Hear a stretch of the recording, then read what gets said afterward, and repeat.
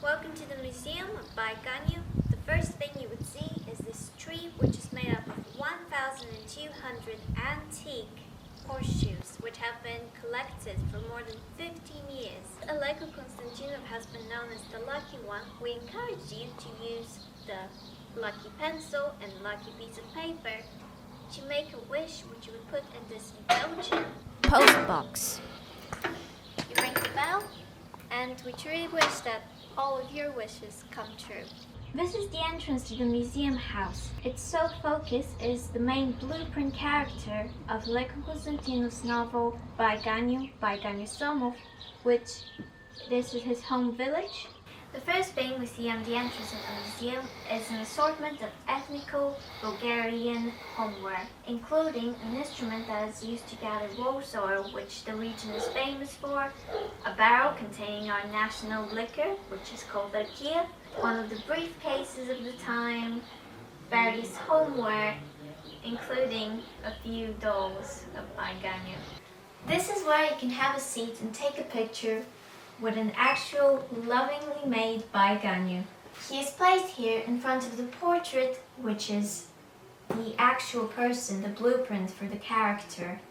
And we can see a nice contrast with all of these very traditionally Bulgarian homeware, such as the pot of beans, such as the rakia, but it is in contrast with a Venetian wardrobe and other lovely, more elegant wares, because we all know that Ganjo has traveled quite a lot throughout Europe. So in the first screen we see many first editions of the book, one in Serbian, Turkish, German, French, the French one being quite a rare copy as it has an autograph by the person that translated it. Above we have caricatures on postcards from the late 19th century. We have To Chicago and Back, which is the first appearance of Ganjo in one of Aleko's books. We have a photograph, original photograph of Aleko Konstantinov here. It was about 2 years before his death. We have one here as well.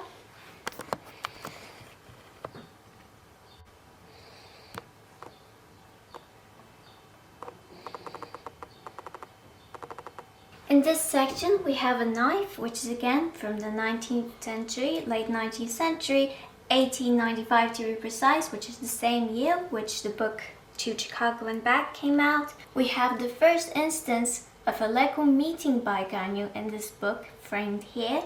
This is an interesting piece because it's Ganjo depicted not as a caricature but as a brave soldier, which isn't seen often. We have the pavilion where Aleko met Ganjo, and along with this knife we have one which is made by Lugo Dudev, who is the person who has made the crown for the contest Miss Rose, which is the oldest beauty pageant in Bulgaria, the local one. And we have a caricature from Tenyu Pandarev, who was the main editor of Stersho, which is the Bulgarian probably one of the most popular comedic caricature magazines. Here we see various standard as well as anniversary stamps dedicated to Ganjo and Aleko Konstantinov, as well as the bottom row there being Vasilin Stoyanov, who composed Rhapsody of Ganjo. So here we have various badges and medals. These ones from post-communism, these ones from during the communist era, which are all of enterprises that are in some way related to Aleko Konstantinov, including ones which are from the tourist organization Aleko Konstantinov. An interesting fact about him is that he was the first person to lead an organized excursion to one of our tallest mountains, Chernivrh, so he is considered very crucial to the tourist industry. We also have theatres, schools, even a winter sports trophy, which is also from competitions that were dedicated to Aleko Konstantinov. Badges from theatre groups as well as schools, all named after Aleko Konstantinov. So, perhaps the first person to write a book about by Ganjo, the actual person, rather than the character created by Leko Konstantinov, is Ganjo, who 20 years ago contacted the main organizer of this museum, the curator, to make illustrations for his book, and it is perhaps one of the things that encouraged him to make this, and now the drawings are part of the exhibition. Another very popular Bulgarian author who is also from this region, often used by Ganjo in his writing as well as caricatures and illustrations. That person is Chudomir, who is from Kazanluk, and we've made an effort to gather as much materials from his writings as possible, including books with his autograph, a letter that he's written, and he is a beloved writer.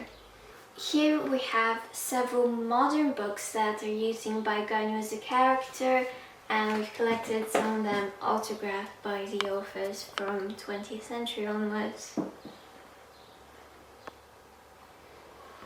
Besides a well-beloved author, Leko Konstantinov was also a juror, and during the time when he was a juror, Bulgaria was split into two, one of them being Bulgaria, the other being East Rumelia. Here we have the law book of East Rumelia, which is a very valuable artifact because it was actually banned from print, so there's only several of them in existence. Here we have several caricatures from Dechkunikov, who at the time his works were very popular because they depicted by Ganjo in his attempts to enter Europe, which we hadn't done at the time. Bulgaria hadn't. These are several original photographs of King Alexander Battenberg, who was the ruler that merged East Rumelia and Bulgaria into one country. At the time of merging East Rumelia and Bulgaria, nobody considered Bulgaria a full country yet. The only people that did recognize Bulgaria as its own country were the people from the Chicago Fair. Bulgaria wanted a booth in the fair, however Turkey agreed given that their booth was inside the Turkish booth and Russia was opposed to them having a booth, Bulgaria that is. However, Bulgarian leaders pleaded with the organizers of the Chicago Fair and were allowed to have their own booth. This stamp was the stamp of the Bulgarian Pavilion in Chicago, and it is technically the first Bulgarian stamp, considering Chicago and their mayor were the first to recognize Bulgaria as its own country, giving it its own booth. Here we have a special coin which came out during the time and for the Chicago Convention. We also have the first magazine in which Bai Ganjo appeared, the first two stories related to Bai Ganjo, and an even more interesting one, the book which details the court case of Leko Konstantinov's murder. Leko Konstantinov's death was quite tragic. There was an assassination attempt on a minister, but the bullet ricocheted into Aleko's heart. And this is the entire court case detailing all the witness statements and so on. Here we have another interesting piece, which is a promotional material for the sewing machine Singler, which depicted all the countries participating in the Chicago Convention with their national wares on the machines. Here you can see on the back they did write a couple of things about the country. However, the ones written about Bulgaria are mostly nonsense, as we weren't a Turkish colony occupied by Finnish. That's definitely not what was happening in Bulgaria. And here we have the actual machine from the postcard. It's the very model on it, just to give a sense of the time and the wares from there. On this postcard, we see the actual place where the convention was held in Chicago. That's the Bulgarian ship coming through, and it really was an enormous building. It was called the Manufacture Building. Here we see the actual blueprint that was in the Chicago Convention. As you can see, there were a lot of pavilions. However, this one is Bulgaria. As you can see, it was quite a small one, about a fifth of the size of the ladies' bathroom, but that's just That's just as much as we could afford at the time.